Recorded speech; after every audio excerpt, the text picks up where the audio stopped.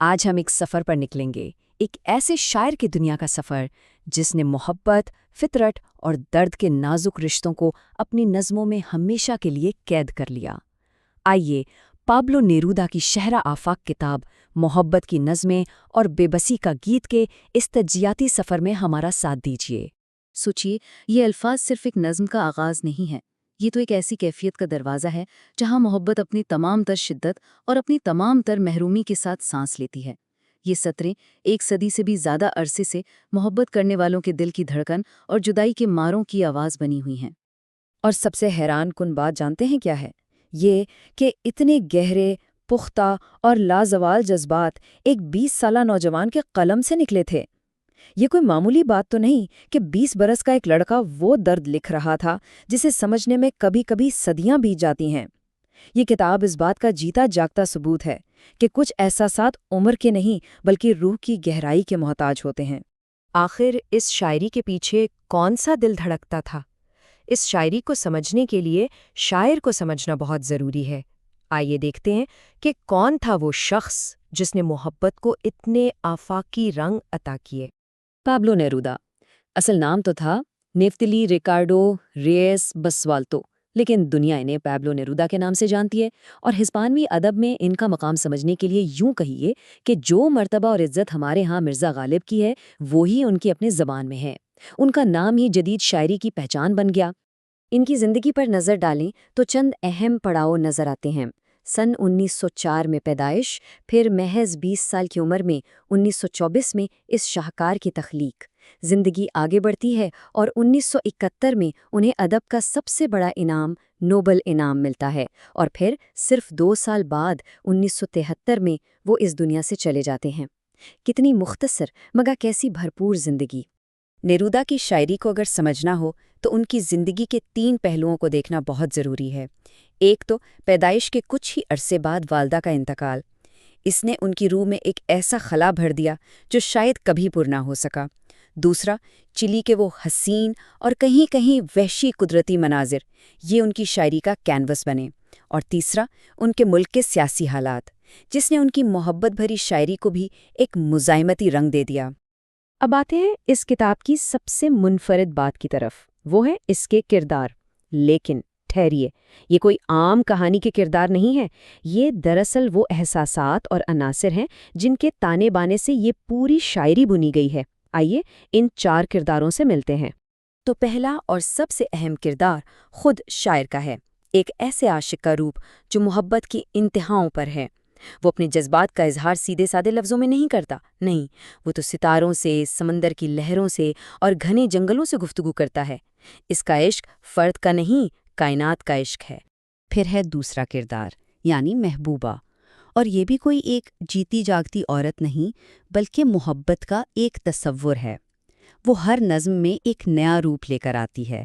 کبھی وہ ایک عام سی سانولے گداز لڑکی ہے تو کبھی کوئی پراسرار شہد کی سفید مکھی، لیکن ایک بات جو کبھی نہیں بدلتی، وہ ہمیشہ حسین ہے اور ہمیشہ عاشق کی دسترس سے ذرا سی دور۔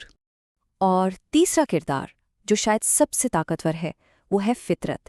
دیکھیے، نیرودا کی شاعری میں فطرت صرف کوئی خوبصورت منظر نہیں ہے، یہاں پہاڑ، دریا، جنگل، ستارے، یہ سب زندہ کردار ہیں۔ یہ کبھی محبوبہ کے جسم کا استعارہ بن جاتے ہیں تو کبھی عاشق کے دل کا حال بیان کرنے لگتے ہیں۔ اور پھر آتا ہے چوتھا کردار، سب سے گہرا، سب سے تاریک کردار، بے بسی۔ یہ ایک سائے کی طرح ہے جو محبت کے روشن ترین لمحوں میں بھی کہیں نہ کہیں موجود رہتا ہے۔ شروع کی نظموں میں یہ احساس بہت دھیما ہے، لیکن کتاب کے آخر تک پہنچتے پہنچتے آخری نظم بے بسی کا گیت میں یہ ایک طوفان بن کر ابھرتا ہے اور سب کچھ بہا لے جاتا ہے۔ اب ذرا اس ایک سطر کی خوبصورتی دیکھیے، عورت کا جسم، سفید پہاڑیاں، سفید ران، تم ہو کچھ کچھ دنیا جیسی۔ کیا کمال ہے! یہاں نیرودا نے محبوبہ کے جسم کو پوری کائنات سے جوڑ دیا ہے۔ وہ محض ایک جسم نہیں رہا، وہ زمین کی طرح وسیع اور پہاڑوں کی طرح بلند ہو گیا ہے۔ یہی تو نیرودا کا جادو ہے۔ تو یہ کتاب صرف چند نظموں کا مجموعہ نہیں، یہ تو ایک پورا جذباتی سفر ہے، ایک ایسا سفر جو محبت کے عروج سے شروع ہوتا ہے اور جدائی کی گہرائیوں میں ختم ہوتا ہے۔ آئیے اس سفر کے 4 مراحل پر ایک نظر ڈالتے ہیں۔ پہلا مرحلہ ہے عشق کی آتش کا، پہلی 7 نظمیں، جہاں ہر طرف امید ہے، وصل ہے، قربت ہے۔ پھر آتا ہے دوسرا مرحلہ، خواہش اور خلجان کا۔ یہاں محبوبہ کو پانے کی تڑپ بڑھ جاتی ہے، لیکن ساتھ ہی فاصلے بھی بڑھنے لگتے ہیں۔ تیسرا مرحلہ ہے یادیں اور اداسی کا۔ یہاں محبت ایک گزری ہوئی کہانی بننے لگتی ہے۔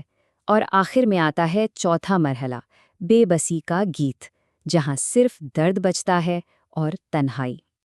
اور اگر ہم اس سفر کو سمجھنا چاہیں تو بس پہلی نظم اور آخری نظم کو ساتھ رکھ کر دیکھ لیں۔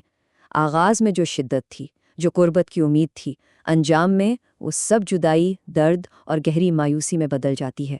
یہ محبت کی ایک مکمل کہانی ہے، اپنے عروج اور زوال کے ساتھ۔ تیسرے مرحلے کی یہ سطر تو جیسے پورے دکھ کو سمیٹ لیتی ہے۔ میں اس سے محبت کرتا تھا اور کبھی کبھی وہ بھی مجھ سے محبت کرتی تھی۔ دیکھیے، کرتا تھا اور کبھی کبھی، یہ 2 لفظ ہی بتا رہے ہیں کہ سب کچھ اب ماضی کا حصہ ہے۔ حال میں کیا ہے؟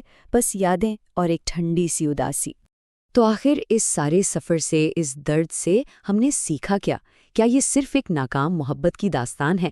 نہیں، بات اس سے کہیں زیادہ گہری ہے۔ آئیے دیکھتے ہیں کہ یہ شاعری ہمیں کیا سبق دیتی ہے۔ سب سے پہلی بات جو یہ کتاب ہمیں سکھاتی ہے وہ یہ کہ محبت اور درد ایک ہی سکے کے 2 رخ ہیں، انہیں الگ نہیں کیا جا سکتا۔ دوسری بات یہ کہ جب انسان اپنے جذبات کے لیے الفاظ ڈھونڈتا ہے تو فطرت سے بڑی کوئی زبان نہیں۔ اور شاید سب سے اہم سبق یہ ہے کہ درد سے بھاگنا حل نہیں، درد کو تسلیم کرنا، اسے قبول کرنا ہی آگے بڑھنے کی پہلی سیڑھی ہے۔ اور شاعری وہ فن ہے جو اسی درد کو خوبصورتی میں بدل دیتی ہے۔ اور ہم اردو پڑھنے والے خوش قسمت ہیں کہ یہ عالمی شاہکار ہم تک پہنچا۔ اس کا سہرا جاتا ہے جناب زاہد امروز کو، جنہوں نے اس کا اتنا خوبصورت ترجمہ کیا ہے۔ انہوں نے صرف لفظوں کو نہیں بلکہ نیرودہ کی شاعری کی روح کو اردو زبان کا پہرن عطا کیا ہے۔ اور جب ہم یہ کتاب بند کرتے ہیں تو ایک سوال ہمارے ساتھ رہ جاتا ہے، ایک بہت گہرا سوال، کہ شاعری کیا ہے؟ کیا وہ واقعی انسانی درد کا کوئی علاج ہے، یا پھر وہ محض اس درد کو اتنا خوبصورت بنا دیتی ہے کہ وہ جھیلنے کے قابل ہو جائے؟ اس سوال کا جواب شاید ہر پڑھنے والے کو اپنے اندر ہی تلاش کرنا پڑتا ہے۔